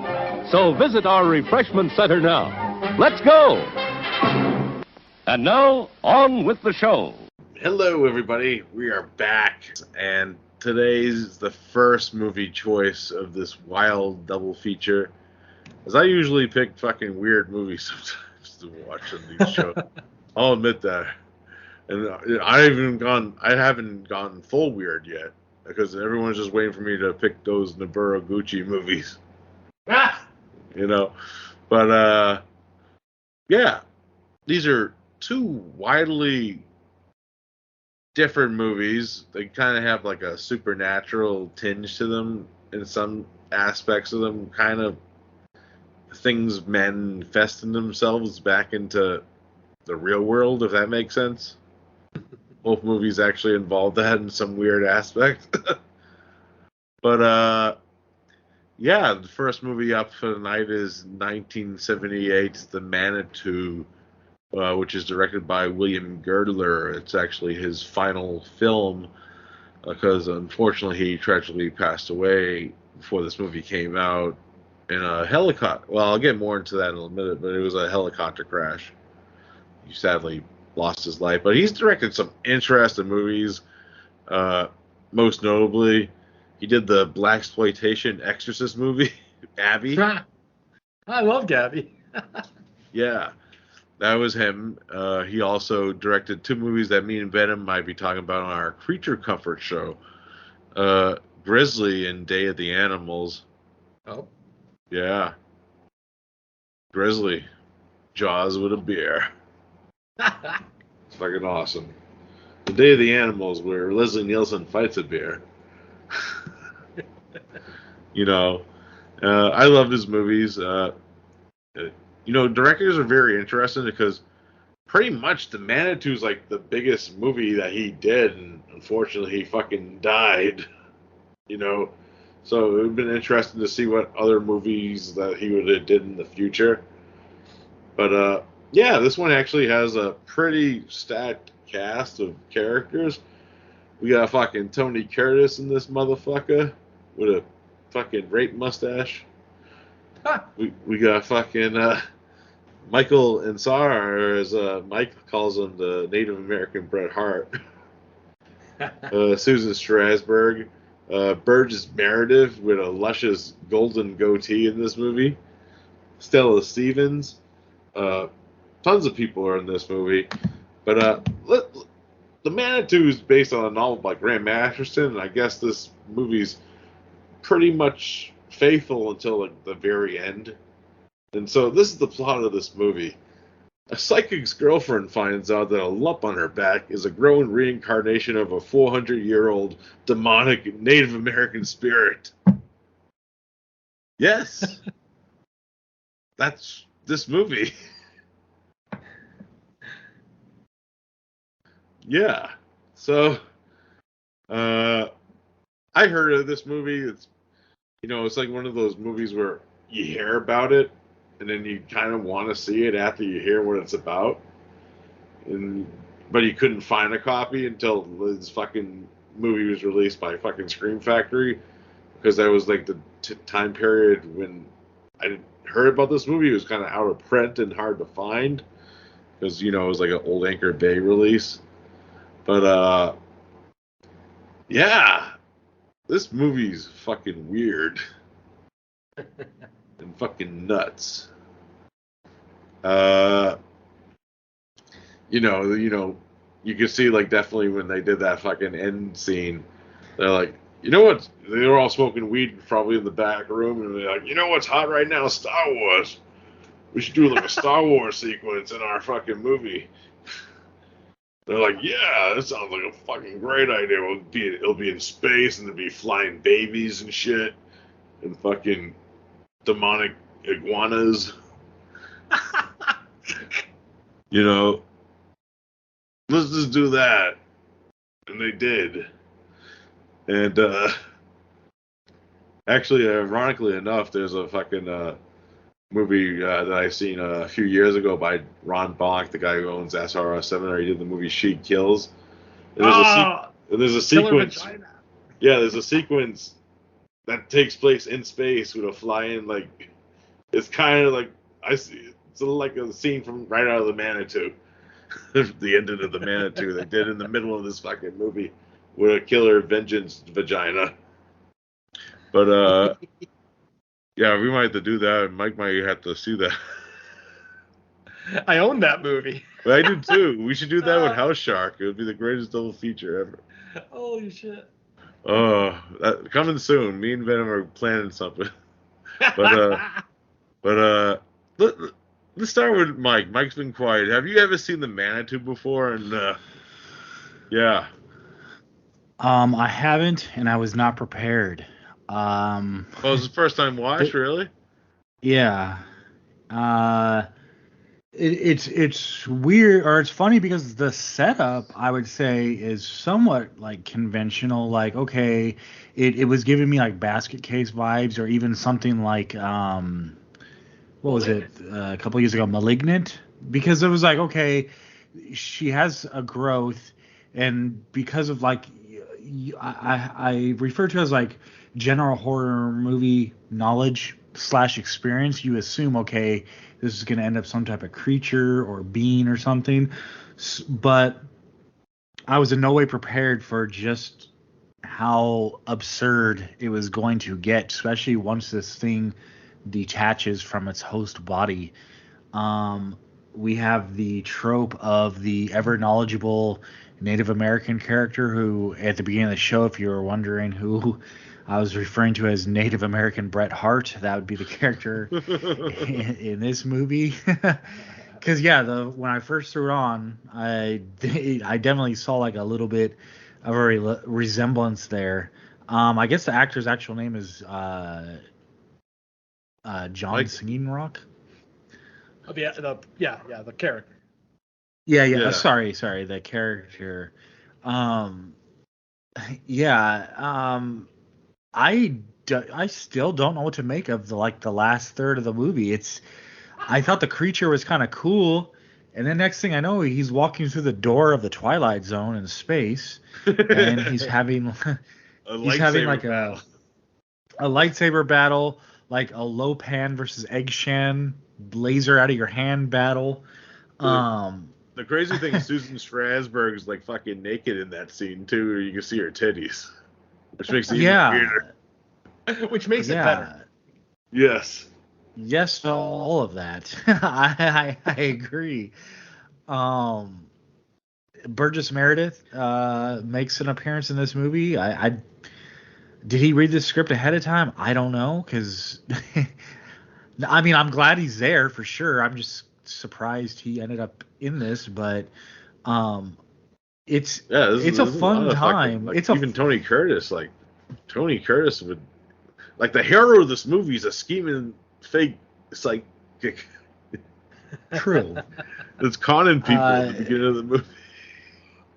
Yeah, this movie's a fun time. It's definitely a lot on a first time watch because of just how over the top it kind of gets with its themes and the type of movie it turns into in that last third half. But get yourself some good drugs or alcohol and indulge. And by the time you get to the third act, you're gonna love it. If you like just kind of like weird oddity type movies, this will be right up your alley. So I mean, I'll leave it at that to open up. But yeah, this is a good time. Oh, that's good stuff, Mike. Good stuff. Venom, tell us your story with the Manitou. Okay, this was not a first-time watch for me. I actually really enjoy this movie. I've been watching this movie every couple years for the last 10 to 15 years or so. I generally tend to like when Native American mythos is kind of mixed in with the horror. So, just obviously, being a minority myself, not that Native Americans are a minority. I mean, I guess they kind of are, blah, blah, blah, blah, whatever. But whenever I see Native American, because it's really the only true American culture, if you think about it. I mean, this country is it's less than 250 years old. So there's not really a whole lot of culture here, or at least nothing positive anyway. So looking at the Native Americans kind of as the true ancient North Americans, if you will, I am always down to include their, mythology and things like that in a horror movie. So I was very down for this one. The first time I watched it, I was very surprised Tony Curtis was in this because, I mean, a lot of you guys weren't around, but man, late 70s, early 80s, Tony Curtis was a gigantic star. I mean, he was top tier A-list, and for him to do a genre piece like this is definitely a little out from left field, if you will, but I will say the movie benefits from it. His performance isn't like stellar. It's not like one of his best performances by any stretch, but he still has the chops. He still takes the material fairly seriously. The character of Harry Erskine, really kind of liked it. I liked that he was kind of a shyster psychic, but he wasn't really malicious about it. Like he wasn't. Yes, he was taking people's money for false, readings and things like that. But like I said, it never seemed like he hated the people that he worked with. It seemed like he actually had some genuine love for these people and probably thought that he was bringing them peace by doing these psychic readings and whatnot that were, I would imagine always positive, blah, blah, blah. Michael Ansara, a great job as John Exposition Rock, as I call him, because he knows more about Manitous than anybody on the planet. And thank God he's in this movie. He's one of those convenient characters that just happens to know everything about the antagonist that these people are dealing with. And, that's not a complaint necessarily. It's ultra convenient that, and technically it's not the first shaman that he went to visit. I think it was like the second or third one or something, because he had already been turned down by a couple. But just the fact that he ran into a guy who was willing to share all of this secret Native American information, stories that they probably would never tell the white man, if you will, just to keep, to themselves within the community. So obviously Susan Strasberg, beautiful, gorgeous. Loved looking at her naked multiple times in the movie. And she does have a really good performance. Like, especially the weirdness of the finale kind of takes away because first of all, Susan Strasberg is topless throughout the whole finale. And, so that's kind of distracting if you're a guy or a gay woman. And so, it kind of, you're not really paying attention to the performance. But when you do, it is solid. She's doing a good job. She's doing the best she can with the material she's given. And then my personal connection to this movie is with the Manitou himself. There are two actors who are credited with playing the Manitou in this movie. One is named Frank Silla, and the other one is Joe Geib. And I actually know Joe Geib personally. I actually play poker with him every Saturday at the Burbank Moose Lodge out here, and he's a great dude. I mean, he also played the Donald Sutherland copy in the Invasion of the Body Snatchers ripoff. He's played a lot of really cool, like, little monsters and whatnot in movies. He's a little person, that should go without saying. But yeah, Joe actually, I feel like Joe does a great job, even though he's not really speaking English in this movie, unless it's like being spoken through Karen's character or through somebody else's character. So he's not speaking directly in the film, but I mean, I love his facial expressions. He looks like little Adam Chaplin.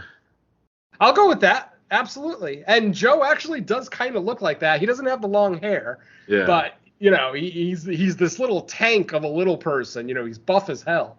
But yeah, I always thought that Joe, even before I met him, I think I met him, 2014? So like 9 years ago I met him. Even before I met him, I was a fan of this movie. I do, as I said, I like Native American culture, and I like it when it's incorporated into my horror films. So yeah, overall, this movie isn't a masterpiece by any stretch, and Mike isn't wrong with the what the fuck factor of the third act. I mean, it's definitely out there. But when you realize that, yeah, this movie was released the year after Star Wars. Star Wars was obviously the biggest thing in the world. Everybody wanted to incorporate sci-fi into their movies, if not directly rip off, Star Wars, unceremoniously. But this one, yeah, we get a little bit of a... It's not really an outer space sequence so much as... the sequence takes place in a hotel room, but it almost looks like they're transported to like an outer space type area with the stars and everything in the background. So yeah, overall, I like the movie. It's not a movie that I'm going to sing its praises, all through the halls or anything. But because I have a personal connection to it through Joe, I am a big fan of it. And you know what? I'll never complain about seeing Susan Strasberg naked. So, yeah, I like the movie.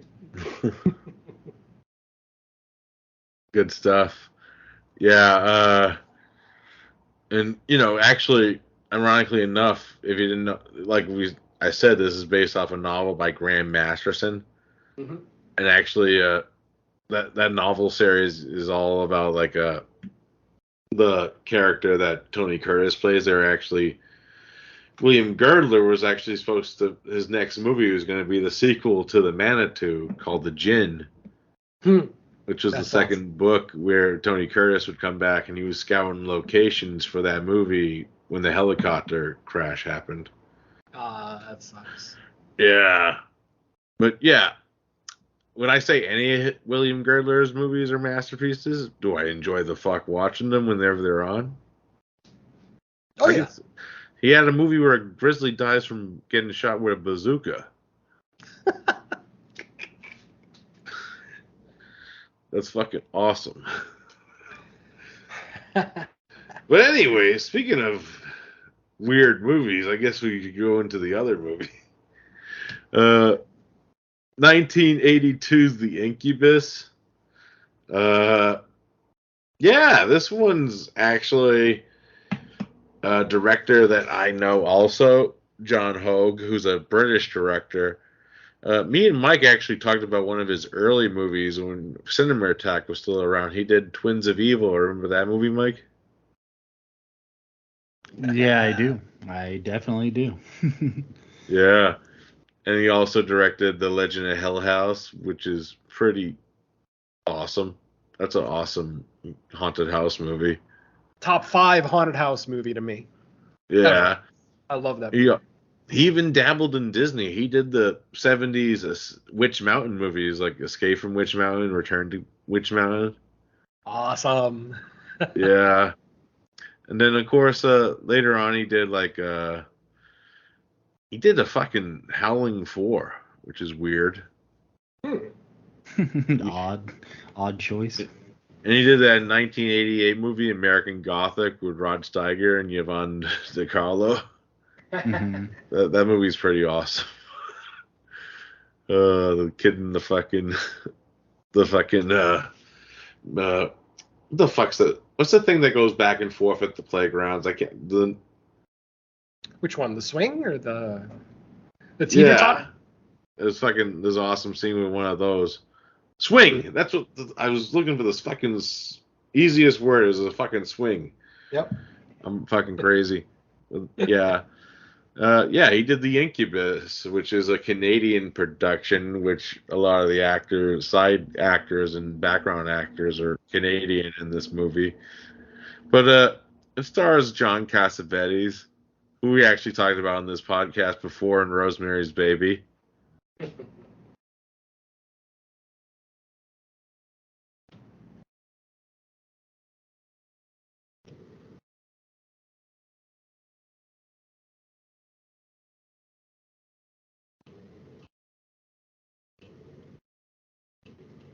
Awesome.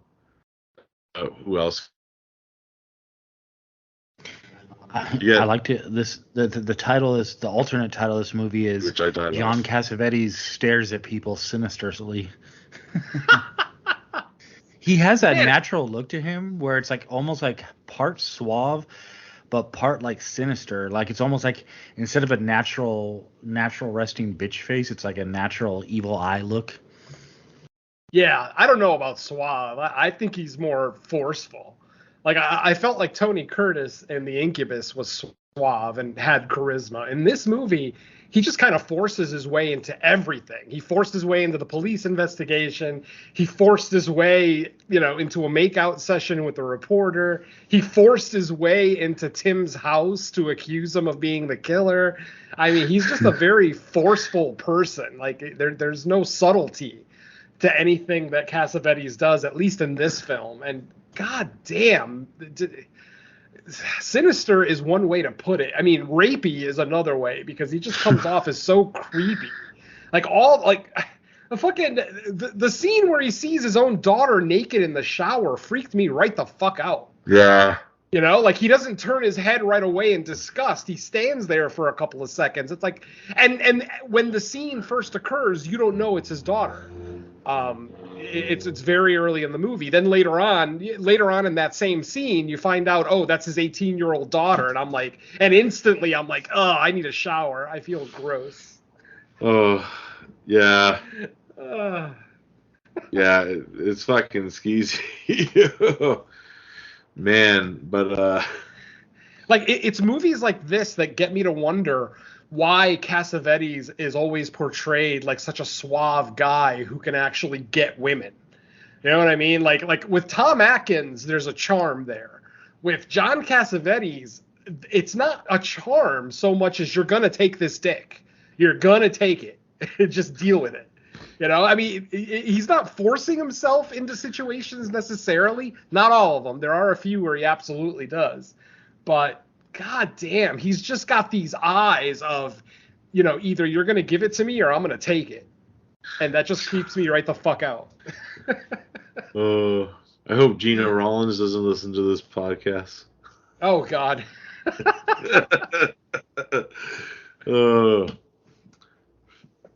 Yeah. Incubus. Michael, is this the first time watch for you? This one is not a first time watch. You would think it was, just considering the weirdness of this, and it's not exactly a movie that comes to people's mind like right away. But I have seen it. Now, I've only seen it like once before, just on a random, let's find a weird horror movie I've never seen before. And this one also fits that bill. I think I want to say the first time I watched it was probably post watching Rosemary's Baby, where, that was such a good movie. Or at the time I was like, oh, it's such a cool movie. Let me see what else these people have done. So you look up John Cassavetes and are like, what's this Incubus movie?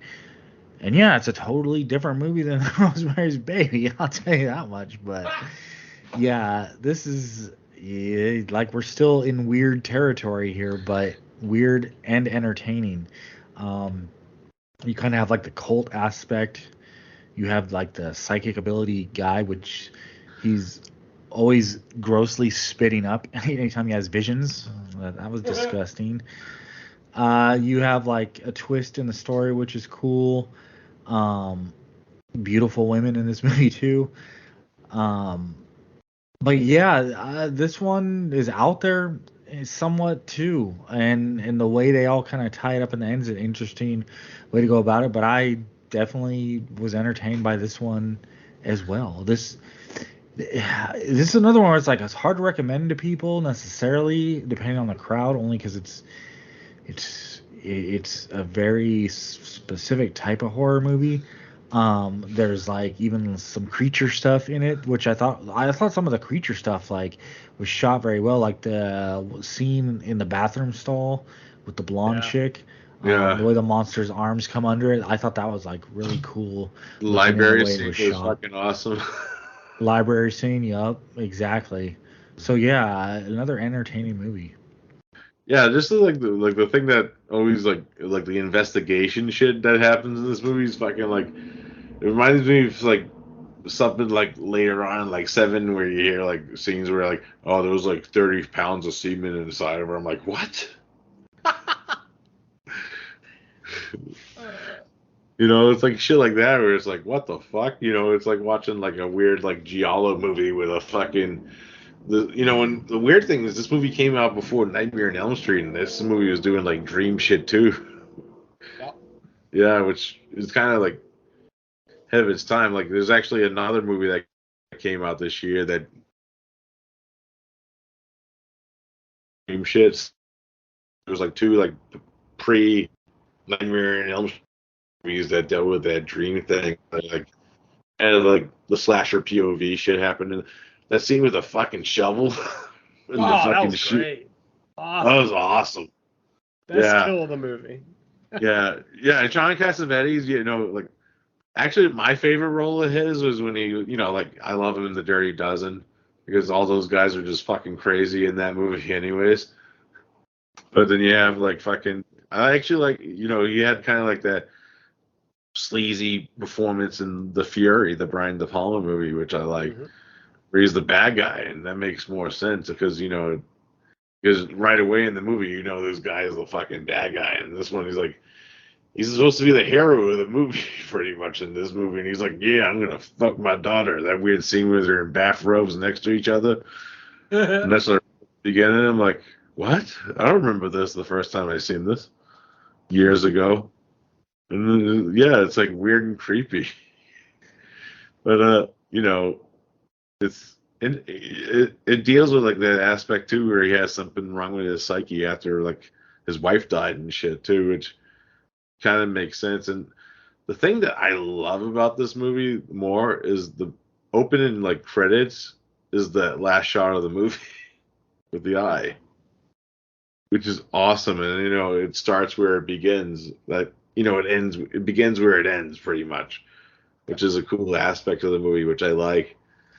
And that weird scene where they go to a movie theater to see a fucking Samson video with young Bruce Dickinson. I flipped the fuck out when I saw Bruce Dickinson because you hear him first before you actually see him.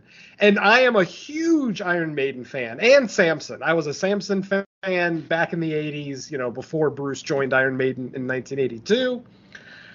And I hear the voice and I'm like, no, there's no way Bruce Dickinson is in this movie. Why would he be? And then bam, there he is on camera singing an old Samson song. And literally the scene feels like a Samson music video. It's yeah, they're in a theater, watching this band perform, but they've got what do you call it? Dancers on stage that are emulating sex or, making out, shit like that. It's just and then the band is in the background performing the song. It's just a really, really odd fucking scene to just pop up in the middle of a horror film. Yeah, that's a weird one. Yeah. Mike, what did you think about that scene? Yeah, I was kind of in bewilderment. Is this actually happening right now, Bruce? And I thought this because I was like, holy shit, is that Bruce Dickinson? And it almost felt like Bollywood, where in the middle of your movie. I'm like, are they watching the Manitou in this movie? Because that's how bizarre it seemed during the movie, just to break out into the Bruce Dickinson stuff. because that in itself seemed like a whole production they needed to make just to have it in the movie. But that was, it was pretty absurd. But when it comes to Incubus, like, absurd goes with it. It just works, Yeah. Yeah. And plus, is like the tagline. Whenever I can read it back, he is the destroyer. I'm like, yeah, he destroys vaginas. That's for sure. Damn. Which is really weird. For me, this was a first time watch. I had never seen the Incubus. Is it the Incubus or just Incubus? I think different territories calls it either or. Okay. If that makes sense.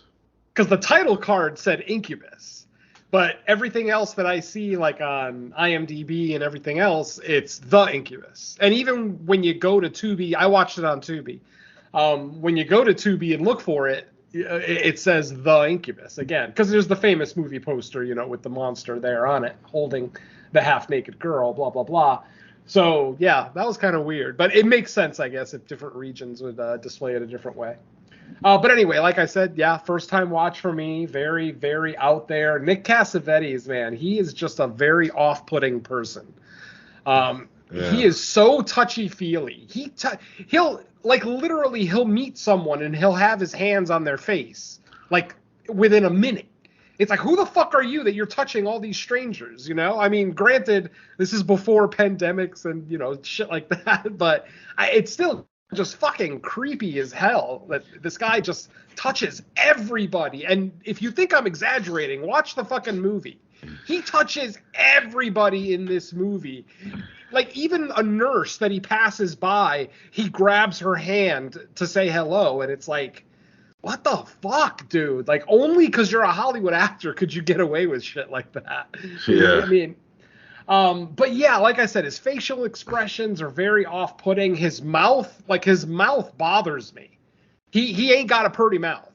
It's really fucking weird. It's almost like an evil smirk, like permanently plastered on his face. And it just, like, I don't know. I'm sorry. I don't know how these women find him attractive. I just legitimately don't. Like Tom Atkins makes sense, this one, I'm sorry, I just don't get it. Maybe, and obviously in Rosemary's Baby, he's younger, he's a little bit better looking, blah, blah, blah. This is 81, so, 21 years after Rosemary's Baby, or not 21, I'm sorry, like 13 years after Rosemary's Baby, so, obviously there's age involved, but, man, what a weird choice for this movie. I feel like Tony Curtis would have kicked this movie's ass if he was in this role. But, not to say that Cassavetes did a bad job. He didn't. He's very believable as that character. There's a lot of unbelievable stuff about the movie, too. The fact that the police let this doctor get so involved in an investigation. It's like, yes, doctors, especially if they perform autopsies, they're an important part of a police investigation, but not to the point where they're going to crime scenes and looking at blood splatter. It's like, you're just a doctor, you're a fucking, I mean, I'm not sure what his exact title was, but yeah, he's just a fucking doctor. So it really freaked me out. Same thing with the reporter in this movie. The report, it felt like the cops in this movie were all just limp dicks who couldn't do anything. Like, you do have the right to keep people out of a crime scene. You do understand that, right? Instead, they would just let her walk right the fuck in with her camera and everything. Like, what the hell is going on? This is the weirdest, most elementary, well, not even elementary, the most Keystone Cops police investigation I've ever seen. I mean, It's laughable. It's absolutely laughable. But there are, I feel like the movie just, it takes a little long getting to where it's going. Like, obviously with creature features, and Derek and I both deal with it on Creature Comforts, sometimes they'll hold the creature back. They won't show the creature right away. This fucking movie doesn't give you the creature till like the last 5 minutes. And yes, you do see its arms in one scene. You might see like a foot or something in another scene. But as far as like full on, here's the monster, we only see it at the end of the movie, and it's in the context of a dream. It's not even in the real world. We never see the monster in the real world in this movie. It's only in the context of Tim's dream. And it's too bad because I like this monster. I thought he looked pretty cool. Yeah, it looks fucking awesome when you see it. Yeah, with the big fucking mouthful of sharp teeth. Yeah, I thought it was really cool. I was really shocked that they didn't give us more of it. And then the last thing is really more of a question. I need someone to explain the ending of this movie. Like I said, this was a first-time watch. I literally just finished watching it before we started recording. In fact, we started a little late because I was still watching the movie. I don't understand this ending at all. Someone's going to have to explain it to me. Okay. And I don't know. I don't think I'm a dumbass, but either the movie didn't put something in there that it should have to make it easy for the audience to understand what just happened, or maybe I'm overthinking it. I don't know. But yeah, Derek, go ahead, please. Do your best. Give me the best second grade explanation of the end of this movie. So it ends with you see the full scene of the actual full dream where the incubus happens, right. And Tim runs up to the room. And the reason he ran up to the room is he found out who the incubus was, and he was going to kill her. And it was the news reporter the whole time, Laura, because she was the daughter of the rape where the mother was raped by the actual incubus. And that's the way it could come back into the world. I did catch that she was the daughter. Because when he screams and runs to her, "You are my sister," and then right, yeah. And he was going to stab her with a dagger. That's the dagger that kills the incubus. But then John Cassavetes comes in the room, and that's where you have that scene where after Tim dies and he looks up to her, you see the incubus kind of from the dream kind of imposed on her. That's to say that she was the incubus. It was kind of like a visual representation of that. Okay. And for some reason, I thought they were implying that Cassavetes was the incubus for some reason. Yeah, that's why Laura was so entangled with the investigation, because she was actually the one doing it the whole time. And the rest reveals Laura just fucking dick raped his daughter in the bed. Right. That's the thing that kind of got me, is that he kills Tim, and then he hugs the reporter, and then we see an image of his daughter dead, raped and pretty much dead, and then he just kind of has this weird stare into space, like he's making some kind of realization. In his head. But it just, I don't know. Maybe I wasn't paying quite, because it was the end of the movie, and you guys were waiting for me, so maybe I was only half paying attention. But goddamn, a little bit better. It's just a quick, Yeah, I think they could have done a little bit better job of kind of, I don't want to say spoon feeding the ending to us, but I don't know. I really wish, that explains why we don't see the incubus throughout the film in the real world, because it probably would have given away who the incubus was earlier. So I understand that, but yeah, this is definitely a creature feature that needed more creature. To me, Cassavetes is not enough to carry this movie. The police investigation, the inept police investigation in this film is not enough to, carry this movie. It's one of those weird ones where there's some great death scenes in here, and I give the movie credit for that. Because there weren't really that. Well, I mean, I guess there was one good decapitation in the Manitou. So there were a couple of decent deaths there, too. Yeah. But that was PG, too. Really? With all those tits? Yeah. Wow, go figure. One thing I will say, and I don't know if it's the 70s aesthetic or not, but both of these movies felt like TV movies to me. Other than the fact that there's violent deaths and boobs, I don't know, just something about the way they were shot, something about the score.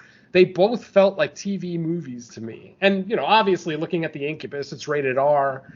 And when you think about some of the kills in it, and of course all the nudity throughout, it's obvious it's not a TV movie. But I don't know, just something about the way that both of these movies were shot. Like I said, maybe it's that late 70s aesthetic. Because even though this movie is 1981, it was probably shot in 1980, which is basically still an extension of the 70s. It was with low budget because it's Canadian too, so they there's that too. Yeah. So yeah, I mean, I don't dislike the movie. I definitely enjoy the Manitou more. This one, like I said, I just wish we would have gotten more creature. I wish we would have gotten the monster a little bit sooner. And then, like I said, just that ending, I don't know. Like I said, I'm just going to say that maybe I wasn't paying attention as closely as I should because I was preparing to record the show. But I kind of wish they would have been a little bit more obvious about it. But maybe on rewatch, I'll see something that I missed. Because I definitely caught the line about, that she's the daughter of the woman that was being tortured. Mm-hmm. But for some reason, like then Cassavetes walks in, stabs Tim, and then sees the image of his dead daughter. And I'm thinking, well, wait a minute, who are they implying is the Manitou here? And then even ultimately, even if I knew who the Manitou was, I would not be happy with this ending. Like literally, Cassavetes spends this whole movie trying to find this killer, and finally at the end of the movie, he loses his daughter to this killer. And then just the movie ends with him embracing the killer. Like literally they're arm in arm. Obviously because he's just making the realization right there.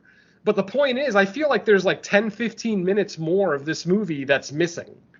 Because as a horror movie, I don't like this ending. It's too open-ended. It's almost like they were setting up a sequel, which obviously never came. But I don't know. I feel this is a movie that I did enjoy. I just wish it had more horror, more creature, more, maybe not more kills necessarily. I mean, the amount of kills are fine. Maybe that first kill could have been better. The one at the lake, that one was kind of lame for a first kill in a, sort of in a supernatural slasher movie.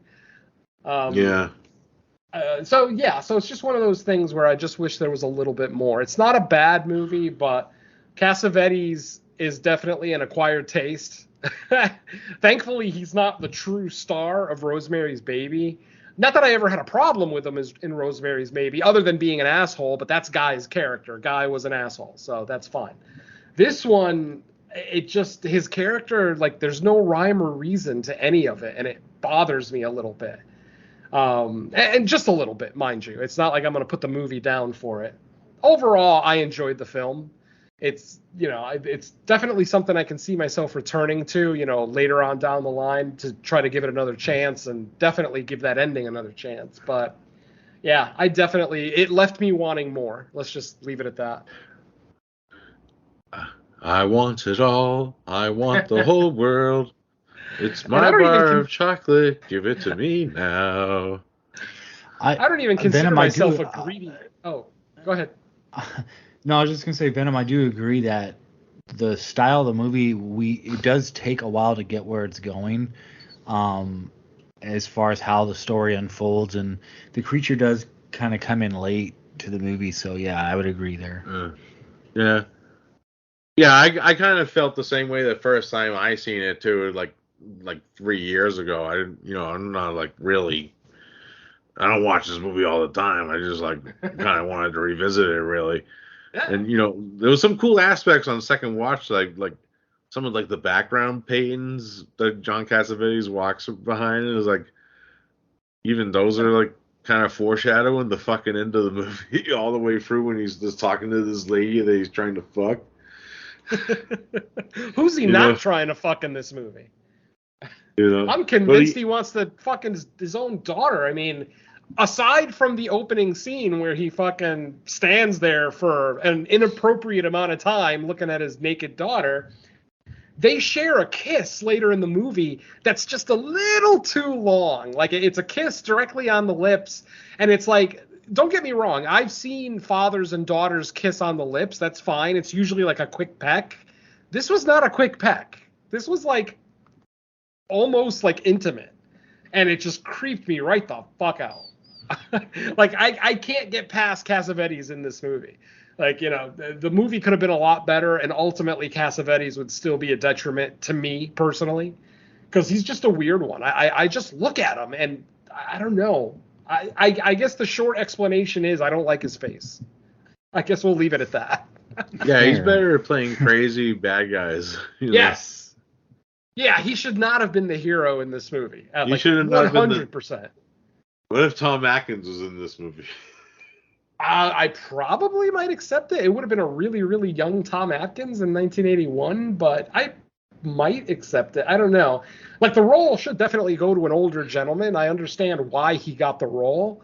It's just his mannerisms throughout the movie. Like, halfway through the movie, I thought he was the Incubus. Imagine if George C. Scott was in this. Give me he'd be yelling the whole movie. I love George C. Scott, but I can only take his yelling so much. But yeah, this definitely takes the cake for weirdest ending of the year for me, for a movie I've seen this year. This ending was an oddball. Not bad necessarily, just like I said, everything that I've already talked about. True. You nailed it, Venom. Good stuff. I want to see more monster. Yeah, it's I don't always know nice that to I have actually. lots of monster in your monster movie. Yeah, definitely. I don't know that I necessarily needed to see the monster actually raping a girl. Like, that's unnecessary. I don't need that. But I would have liked to have seen at least one attack in the modern day with the monster. Obviously not the daughter, not Cassavetes' daughter, but maybe someone before that. Maybe some other random person. Because, I mean, the Incubus, there's that one scene in the farmhouse where he literally takes out like 3 people in quick succession. The dad and 2 daughters. And I would have loved that scene. Needed to be more. I would have loved to have seen more of that scene, just to really, and that's the scene where we should have seen the Incubus the first time. I feel like that's the scene where we really could have seen the horror of what that thing can do. And like I said, I don't want to see it rape anybody, but I mean, it killed the dad, so why don't you let me see that at least, So, like I said, it's a movie that just needed a little more, but not bad ultimately. True. It's better. I probably than agree Helen with the 4. 5.5. What's that? It's better than Helen 4, that's for sure. Oh, by far. God, yes.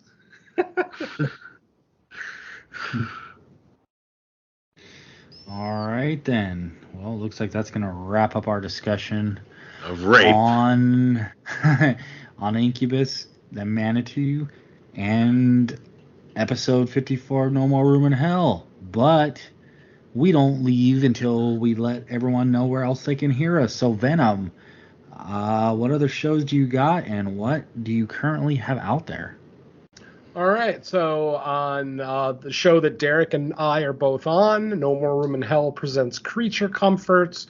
We just released episode 17 or 18. I forget what number, but it's one of those. Basically, we looked at a brand new movie. We looked at the Thai creature feature, The Lake. That's, just came out in March, getting a lot of buzz. So we were able to take a look at that. And that episode is officially out. So check the No More Room in Hell feed for that one. All of our shows, as Mike has mentioned many times, are also available on YouTube. So you could check out our YouTube channel as well. Mike will give you the actual name of it when he comes around here. So that's Creature Comforts. Unfortunately, we haven't had a chance to record a new episode of the Crystal Lake Gift Shop. We've just got those 3 episodes out. That is, of course, our episode-by-episode retrospective of the Friday the 13th series that aired from 1987 to 1990. So there's still 3 episodes of that to check out. Hopefully sooner than later, fingers crossed, we'll get episode 4 out. And then, of course, Fresh Cuts, our weekly look at the newest releases in the horror genre. Our latest episode is Insidious our latest episode? Yeah, it is, right? Yeah, the new Insidious. Yeah, Insidious, the Red Door, which, unfortunately is not getting the greatest reviews, but if you want to find out what Mike, Don, and myself thought of it, go ahead and check out the latest episode of Fresh and Cuts. A red door with black curtains. That's what's funny, is that the first time I saw the Red Door in the movie, I thought about that Rolling Stones song. I see your red door and I want to paint it black. And then it happens. I was laughing so hard when that happened in the movie. I don't think anybody else in the theater was laughing. I'm sure they were all looking at me thinking I was crazy, but yeah. All I could see was Mick Jagger's, doing his little chicken walk there. And fuck. Sorry. Anyway, so that's the latest episode of Fresh Cuts. I do have a guest spot coming up on the Joe Blow Horror Show. It's already been recorded. That is for the summer series, for the Joe Blow summer series. This year they are looking at Resident Evil movies, the Resident Evil franchise, the live action Resident Evil franchise. I don't believe they're looking at any of the CGI movies. But I actually was lucky enough to talk about my favorite Resident Evil movie, which, shocker, it's Apocalypse. It's the second Resident Evil movie, the first one where Nemesis shows up. I absolutely adore Nemesis. I am a gamer, as has already been explained many times. Resident Evil is potentially my favorite video game franchise out there, next to Mortal Kombat. So absolutely love that one. And I think that's pretty much it for me. No more guest spots that I can think of. Just the No More Room in Hell shows. Check them out. All right. How about you, Derek? Preacher Comforts, The Lake. Check it out. That's it. Move on.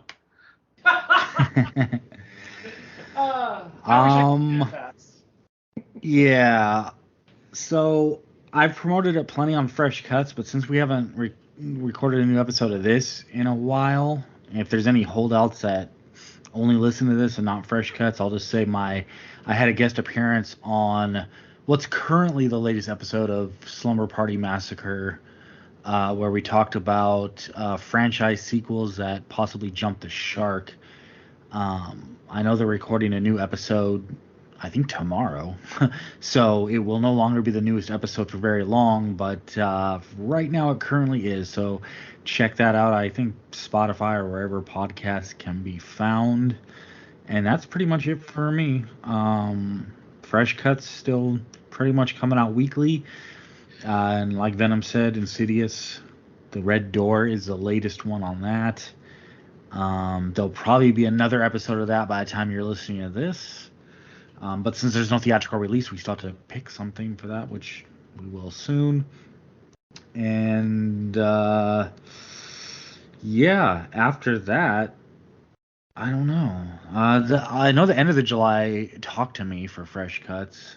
Talk to me. Yeah, the A24 movie. Statue Hand movie. Yeah, that one has some potential, but we'll see. I mean, it wouldn't be the first time we heard about a movie's potential. So, that's probably it. Whose picks are next in rotation for this? Is it Venom? Oh, me again already. Okay. All right. Well, just as I had no idea it was me, I have not picked anything, so there will be no announcement to close this show. You're like fucking John Cassavetes at the end of the Incubus. No idea what the fuck's going on. All right. Well, with that said, we're going to descend back down to the Lake of Fire, although here it feels hot enough to where I don't need to descend anywhere. But thanks, everybody, for listening. Hopefully, we'll be back sooner this time with episode 55. But until then, let's say bye to all our No More Room in Hell minions. Bye. Later. Peace. Yeah, don't be rapey, please. Those bathrobes are excellent, though.